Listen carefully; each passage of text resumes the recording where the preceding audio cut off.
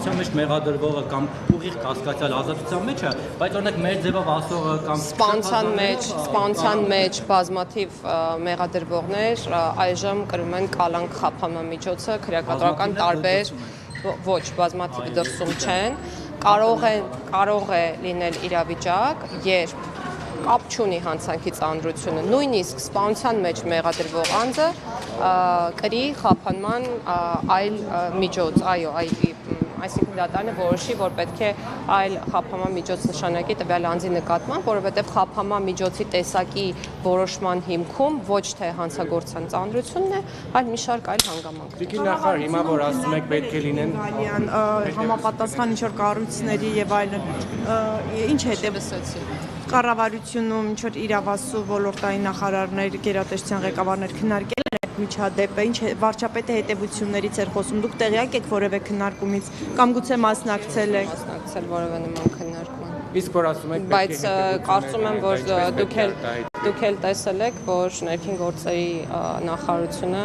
հենց դեպքից անմիջապես հետո սկսել է իր ակտիվ աշխատանքը, որպեսզի ի վերջո հասկանանք, թե ինչ է տեղի ունեցել։ Բայց արդեն անցել է 1 օր, որևէ ձերբակալված կամ որևէ անձ չի հայտնաբերվել։ Սա արդյոք չի նշանակում, որ այդ աշխատանքը ամեն դեպքում արդյունավետ չի իրականացվում կամ գուցե ոստիկանությունը, նախարարությունը իսկապես աշխատանքի արդյունավետությունը չափելու համար մենք պետք է ուղղակի սպասենք որոշակի ժամանակ։ Վերջը համայնքապետ եկնդակարվեց սեփական տանդիմաց ոստիկանության աշխատող է այնքան ինչքան որ անհրաժեշտ է որպեսզի արդյունք ունենա։ Երեք օրինակ նաև հնչում էին տեսակետներ, որ եթե օրինակ իշխանության ներկայացուցիչի վերաբերյալ Facebook-ում մեկ գրառում անողին արագ հայտնաբերում են, Փաշինյանի ուղղությամբ խնձոր նետողին անմիջապես հայտնաբերում են, տանում են դատարան, կալանքի եւ այլն, բայց երբ որ ընդդիմադիր համայնքապետը կներեք, ձեր հարցադրման տողատակը որն է, որ բավարար ջանք այս դեպքում կարող է եւ չգործադրվել։ Դուք հասկացեք, մեկնաբանեք։ Ես այդպես հասկացա եւ ներողություն եմ խնդրում։ Ներողություն եմ խնդրում։ Ձեր ասածից ստացվում է այնպես, որ մեր պետությունում սպանության դեպքի առթիվ կարող է բավարար ջանք չգործադրվել, որպեսզի հայտնաբերվեն։ Մեր երկրում ձեռնարկվող օպերատիվ գործողությունների վերաբերյալ հանրային իրազեկում կարող է չիրականացվել, հաշվի առնելով այդ գործողությունների գաղտնի բնույթը։ Այլ բան, քան դա, ասել չեմ կարող եւ իրականության մեջ գոյություն ունենալ էլ չի կարող այլ բան։ Տողատակային է Տիկին Գայլյան գործընկերոջ։ Ես այդպես հասկացա, որ մարդիկ օրինակ իրենց հայտարարությունների համար մեղավոր են ճանաչում։ Երեք օրինակ Միքայել Սրբազանը դրանից առաջ ես պատասխանեցի ձեր հարցին։ Բաղդադ Սրբազանը, Սամվել Կարապետյանը։ Հանցագործները, իրական հանցագործները ազատության մեջ են կամ շուտ թե մեր երկրում քրեական օրենսգիրքն է որոշում, թե որ արարքն է համարվում հանցավոր եւ շատ լավ քաղաքացիական նախաձեռնությամբ հանդես եկեք եւ փոխենք քրեական օրենսգրքի դրույթները։ Դիմում ենք ոստիկանություն, ասում ենք Վահե ջան, ես եմ ներողություն խնդրում։ Ոչ, չեմ լսել։ Կարող եմ ավարտել, շնորհակալություն։ Չէ։ Քրեական օրենսգիրքը որոշում է, թե որ արարքն է հանցավոր արարք։ Դատարանն էլ հաշվի առնելով քրեական օրենսգրքի արդեն որոշածը կայացնում է որոշում։ Հանցագործ ասելով չպետք է նկատի ունենալ միայն մարդասպաններին, խարդախներին կամ չգիտեմ, թմրամիջոց վաճառողներին տարբերակում միանշանակ կա եւ այդ տարբերակումը տեղ է գտած հենց քրեական օրենսգրքում սանկցիաների մեջ է տարբերակ։ Դա է ամբողջ խնդիրը։ Պոտենցիալ մարդասպաններն անունները կարող է զուգահեռ։ Տեսեք, կամ վարչական դիսկրեցիան տակ են, կամ տնային, կամ դրսում են առասարակ, կամ չգիտեմ, գրավոր ազատության մեջ են։ Բայց մարդիկ էլի ի վիճակ են վերջերս տնային կալանքի մեջ գտնվող մարդը որտեղ Աջափնյակում կարծեմ ներողություն մարդ սպանեց էլի։ Հա Երևանիում մարդ սպանեց, դա ո՞նց հասկանալ։ Տնային կալանքի մեջ գտնվող 900 անձ կա։ 1600-ից ավել անձ այժմ գտնվում է կալանքի տակ, անազատության մեջ եւ պահվում է քրեակատարական հիմնարկներում։ Այդ մեծ բազմությունից հնարավոր են դեպքեր, երբ ըստ մեր պլանավորածի կամ ցանկացածի իրադարձությունը տեղի չունենա, կամ տեղի ունենա հակառակ բան։ Ես չեմ ասում, որ դա լավ է կամ դա այդպես պետք է լինի, բայց մենք չենք կարող մեզ, այո, եւ մաքսիմալ բացառում ենք եւ հետեւաբար դուք խոսում եք բացառություններից եւ բացառությունը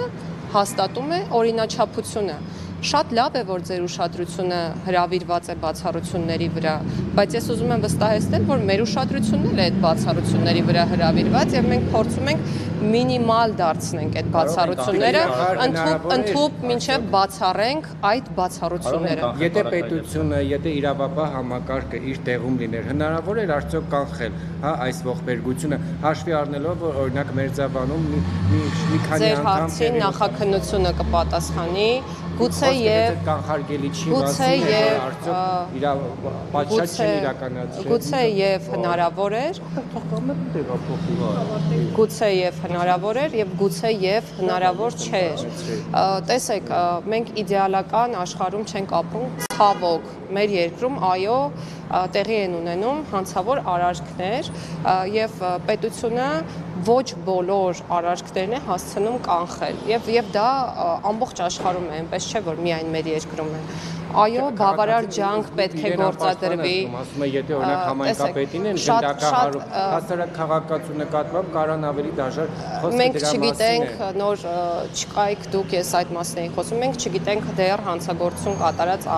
անձինք ովքեր են, մենք չգիտենք պատվիրատուները ովքեր են, եթե կան այդպիսիք։ Մենք չգիտենք հանցագործության մոտիվը որն է, արդյոք դա անձնական է, արդյոք կապված է անձի ծառայողական պարտականությունների կատարման հետ։ Այսինքն մենք չունենք որևէ ելակետ, որ ես հիմա ձեզ հետ այստեղ քննարկեմ, ասեմ, այս պատճառներով է դա տեղի ունեցել, իսկ այս մարդիկ գուցե եւ իրենց աշխատանքում թերացել են։ Ինչ վերաբերում է հասարակ մարդկանց անվտանգ զգալու խնդրին, ապա մենք ոչ թե պետք է նայենք 1-2 դեպքը, որոնք իրականում զարհուրելի են, խոսքը նրա մասին չէ, ես չեմ մինիմիզացնում այդ դեպքերի ծանրությունը, այլ մենք պետք է նայենք մեր երկրում հանցավորության ընդհանուր վիճակագրությանը, որով որ մենք իրականում բավականին բարվոք դրության մեջ ենք գտնվում, եթե համեմատենք եւ տարածաշրջանի երկրների հետ եւ այլ արտասահմանյան երկրների հետ։ Այս պահին իհարկե ոչ, որովհետեւ ես ձեռքիս տակ չունեմ վիճակագրական տվյալներ, բայց կարող եք ինքներդ ուսումնասիրել։ Այս իշխանությունը մշտապես հղում է անում նամբե ու ինչ որ վերլուծություններ տվող կազմակերպության, որի նկատմամբ վստահություն չկա։ Դուք սրա վրա եք հիմնվում։ Չէ, դուք կարող եք Արմստատից վերցնել վիճակագրություն հանցավորության վերաբերյալ եւ այլ պետությունների պաշտոնական վիճակագրական կայքերից վերցնել համապատասխան թվական ցուցանիշները եւ կատարել համեմատություն, ընդ որում եթե դա անելու եք, կցանկանայի, որ ուշադրություն դարձնեք հանցագործությունների տեսակին մեր երկրում որպես կանոն, ես չեմ ասում սա որպես լավ երևույթ, բայց ընդհանուր հանցագործությունների վիճակագրության մեջ 50 եւ ավել տոկոսը սեփականության դեմ ուղղված հանցագործություններն են, այսինքն անձանց դեմ ուղղված հանցագործությունները կյանքի առողջությունը վտանգող հանցագործությունները բավականին քիչ են մեր երկրում։ Դիքին նախարար կներեք, դուք մի միտք արտահայտեցիք, ասացիք պետությունը չի կարող բոլոր հանցագործությունների կանխման հետքերով գնալ։ Չէ, կանխման հետքերով չգնալ, կանխել։ Կանխել, դուք չեք կարծում սա վտանգավոր է, որովհետև կարող է սա վախի մթնոլորտ նույնիսկ առաջացնել երկրում, որ մարդիկ առիթավորվեն, որ պետությունը մեկ է ամեն ինչի հետևից չի կարողանում գնալ, լուծենք մեր հարցը։ Պետությունը ամեն ինչի հետևից պետք է գնա բացահայտելու նպատակով եւ պետք է բավարար ջանք գործադրի, որպեսզի կանխվեն, բայց օբյեկտիվ իրականության մեջ կկանխվեն բոլոր հանցագործությունները, թե ոչ, ինձ թվում է պատասխանը պարզ է։ Քաղաքացին ինձ թվում է միամիտ չէ, ժողովուրդ եկեք մեզ վարդագույն ակնոց կարծում եմ ոչ ոքի աչքերին չկա եւ քաղաքացիները ինչ Աստուն վարդագույն ակնոց չէ, վիճակ գուցե Տիկին նախարար։ Տեսեք, քաղաքացիները, չէ, հարգելի լրագրողը երեկվա իմ կարմիր պիջակի հետ կապված է դիտարկում անում, որը կարծում եմ ամենամեծ խնդիրն է այս ամենի մեջ։ Տեսեք, Իհարկե, պետությունը բավարար ջանք պետք է գործադրի, որպեսզի կանխարգելի հանցագործությունները եւ նաեւ մենք մշակում ենք առանձին ռազմավարություն, որը ուղղված է հենց